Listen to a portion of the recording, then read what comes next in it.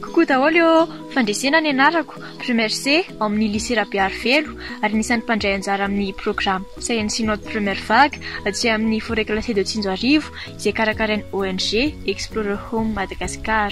Fantatrao hoe fa nisan'ny biby mahay miray anaty tokoa ny vitsika, na maro aza ny andraikitra sahan'izy ireo dia hain'izy ireo tokoa ny mandrindra izany. Misy ny atao hoe reine izay manatoto fotsiny, misy ny ouvrier izay mpanamboatra trano sy mpikaroka sakafo ary ny farany dia misy ny soldat izay mpiaro sy mpitatitra ny atody. Ao anatin'ny tranom-bitsika iray dia misy efitra maro, misy ny efitra natokana ho an'ny mpanjaka, misy ny efitra natokana ho an'ny atody, misy ny efitra natokana ho an'ny néonate na nouveau-né ary misy ny efitra natokana ho an'ny soldat sy ny ouvrier. Ny endriky ny tranom-bitsika nefa dia miankina amin'ilay karazam-bitsika miaina ao anatiny. Misy ny tranon'ny vitsika terricole, izany hoe miaina ambonin'ny tany, ary misy ihany koa tranon'ny vitsika arboricole. Izy ireo dia mipetraka ambony hazo.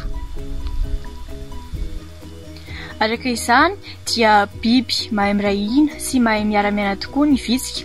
Raha ny vitsika aza mahavita izany, nahoana isika olombelona no tsy havita koa?